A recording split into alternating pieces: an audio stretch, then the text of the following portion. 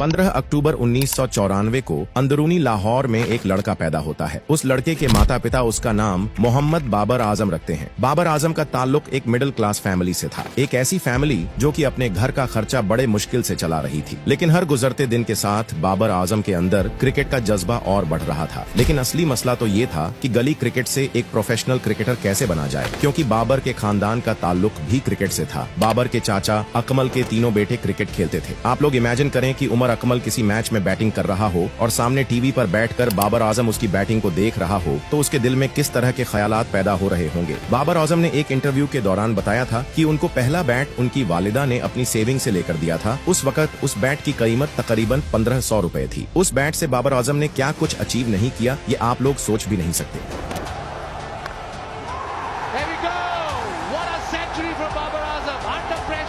उन दिनों बाबर आजम के अंदर क्रिकेटर बनने का शौकत बढ़ रहा था। गर्मियों के दिनों में बाबर पूरा दिन क्रिकेट खेलता और शाम को घर वापस आता था। दूसरी तरफ बाबर आजम के इस जज्बे को देखकर उनके वालिद ने भी बाबर का साथ देना शुरू कर दिया। बाबर के वालिद के पास सिर्फ एक ही मोटरसाइकिल थी, जिसके ऊपर वो बिठाकर बाबर आजम को क्लब में लेकर जाया करते थे। दोनों बाप बेटे का सफर इतना आसान नहीं था। बाबर के वालिद बाबर को क्लब भी लेकर जाया करते थे, लेकिन दूसरी तरफ घर के माली हालात कमजोर से कमजोर हो रहे थे। जेब में सिर्फ एक बंदे के खाने के पैसे हुआ करते थे। बाबर आजम को तो खाना क्लब में से ही मिल जाता था।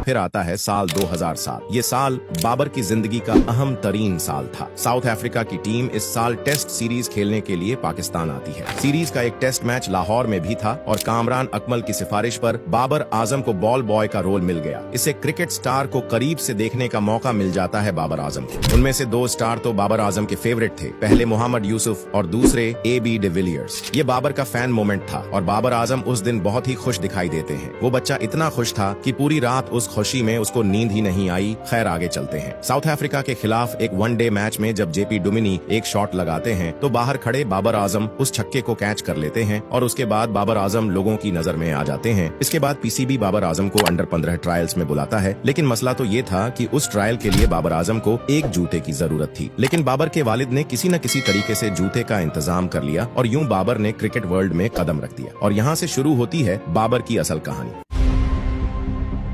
अब बाबर आजम की ट्रेनिंग नेशनल क्रिकेट एकेडमी में शुरू हो जाती है, जिसकी निगरानी कोई और नहीं बल्कि मुदस्सर नजार कर रहे थे। उन्होंने जब इस बैट्समैन को खेलते देखा तो वो हैरान रह गए कि इतनी सी उम्र में इतनी अच्छी बैटिंग। फिर मुदस्सर नजार ने छोटे से बाबर को बड़ा इम्तिहान दिया। उन दिनों शोएब अख्तर उस एकेडमी में आए हुए थे। मुदस्सर ने शोएब को गेंद दी और कहा कि इस लड़के को बॉलिंग करवाओ। शोएब अकरम पहले बाबर आजम के पास आए और कहा कि बॉल को अच्छे से डिफेंड करना। पहली 2-3 गेंदें बाबर आजम ने रोक ली, लेकिन चौथी गेंद पर ड्राइव लगा दी, जिसको देखकर शोएब अख्तर को गुस्सा आ जाता है। उसके बाद शोएब अख्तर नई गेंद मंगवाते हैं और बाबर आजम को एक बाउंसर मारते हैं, लेकिन बाबर उसको छोड़ देते हैं। मुदस्सर नजर शोएब अख्तर को वापस बुला लेते हैं। इस बात को एक दफा शोएब अख्तर ने अपने ट्वीट में बता दिया था। 2008 में पाकिस्तान की अंडर 15 टीम चैंपियनशिप खेलने के लिए वेस्ट इंडीज गई। बाबर ने वहां पर कमाल की बैटिंग की। अमेरिका अंडर 15 के खिलाफ 165 रन बनाए और टूर्नामेंट के फाइनल मैच में वेस्ट इंडीज के खिलाफ 51 रन बनाए। वो अलग बात है कि पाकिस्तान टीम ये मैच हार जाती है। इस पूरे टूर्नामेंट में बाबर ने 7 मैचों में 436 रन बनाए, जिसमें 1 सेंचुरी और 4 हाफ सेंचुरीज शामिल थी। बाबर के इस परफॉर्मेंस को देखकर मुदस्सर नजार बहुत खुश हुए। अब बाबर 15 साल की उम्र में पाकिस्तान की अंडर 19 टीम में जगह बनाने में कामयाब हो जाते हैं। जनवरी 2010 में 8वां अंडर 19 वर्ल्ड कप खेला जाता है न्यूजीलैंड के खूबसूरत मैदानों में। पाकिस्तान का पहला मैच वेस्ट इंडीज के खिलाफ था। बाबर आजम वो गलती नहीं दोहराना चाहते थे जो उन्होंने पहले दोहराई थी। इस मैच में बाबर आजम 131 रन की शानदार इनिंग्स खेलते हैं, जिसकी बदौलत पाकिस्तान ये मैच जीत जाता है। यहाँ फिर लोगों ने देखा कि बाबर आजम के अंदर कितना टैलेंट है। इस पूरे टूर्नामेंट के 6 मैचों में बाबर आजम ने 292 रन बनाए और टॉप 3 बल्लेबाजों में जगह बनाने में कामयाब हुए। इसके बाद ज़ाराई तरक्याती बैंक ने बाबर आजम को अपनी टीम में शामिल किया, जिससे बाबर एक प्रोफेशनल क्रिकेटर बन गया। इसके बाद बहुत से मैचेस और बहुत से टूर्नामेंट्स में बाबर आजम का दिल तो टूटा, लेकिन बाबर ने हिम्मत नहीं हारी। फिर आता है साल 2015। इस साल बाबर आजम पाकिस्तान टीम में सिलेक्ट हो जाते हैं।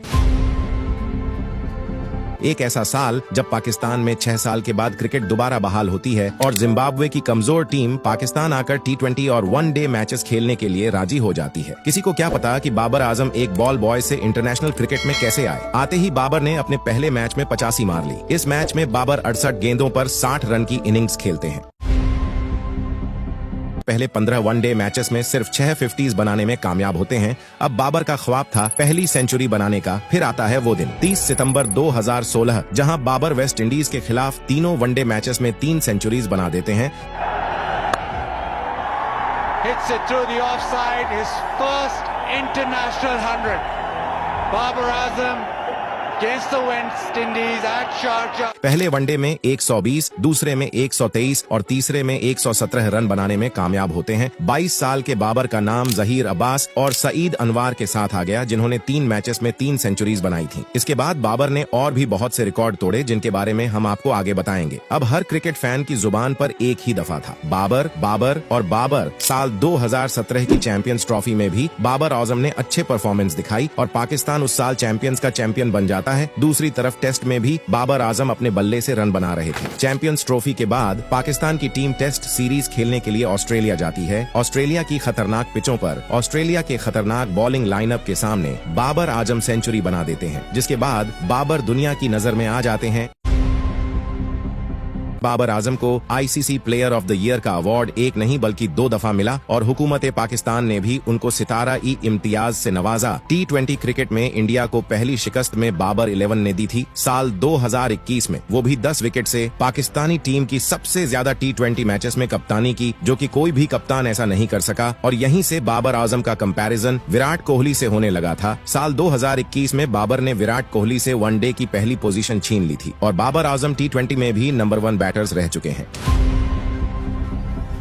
बाबर आजम अपना पहला वनडे वर्ल्ड कप 2019 में खेलते हैं, जिसमें पाकिस्तान टीम सेमीफाइनल तक तो नहीं पहुंच पाती, लेकिन बाबर आजम इस टूर्नामेंट में अच्छा परफॉर्म करते हैं। 8 मैचेस में कुल 437 रन बनाते हैं। टूर्नामेंट में नाकामी के बाद सरफराज अहमद को कप्तानी से उतारकर बाबर आजम को कप्तान बना दिया जाता है। बाबर हसन की कप्तानी पाकिस्तान टीम के लिए कारआमद साबित नहीं होती है। बाबर की कप्तानी में पाकिस्तान टीम को बहुत से झटके मिले, जिससे पाकिस्तान टीम कमजोर से कमजोर होती गई। T20 वर्ल्ड कप 2021 में पाकिस्तान टीम सेमीफाइनल में ऑस्ट्रेलिया से हार जाती है। जीता हुआ मैच, उसके बाद T20 वर्ल्ड कप 2022 में पाकिस्तान टीम इंग्लैंड से जीता हुआ फाइनल मैच हार जाती है। इसी साल एशिया कप के फाइनल मैच में श्रीलंका से भी हार जाती है। अभी ये झटके कम थे कि ODI वर्ल्ड कप 2023 में पाकिस्तान टीम मायूसकुन कारगुजारी पेश करती है। यहाँ वो पहली दफा अफगानिस्तान से हार जाती है। इसके बाद बाबर आजम के ऊपर सवालात उठना शुरू हो जाते हैं। इसके बाद बाबर आजम को पाकिस्तान टीम की कप्तानी से उतार दिया जाता है, लेकिन अगले ही साल 2024 में T20 वर्ल्ड कप आता है। फिर बाबर आजम को कप्तानी करने का मौका मिल जाता है, लेकिन इस टूर्नामेंट में भी बाबर 11 नाकाम रहती है। यहाँ वो इंडिया के खिलाफ 119 रन भी छेज नहीं कर पाती और यूएसए जैसी नई टीम से भी हार जाती है। बाबर की कप्तानी में पाकिस्तान टीम को बहुत सी नाकामियां भी मिली, लेकिन दूसरी तरफ बाबर की बैटिंग भी दिन ब दिन नीचे गिरती चली गई। अब हालत तो ये है कि बाबर आजम इस वक्त T20 क्रिकेट में टॉप 10 प्लेयर्स में भी शामिल नहीं है। सब्सक्राइब मी।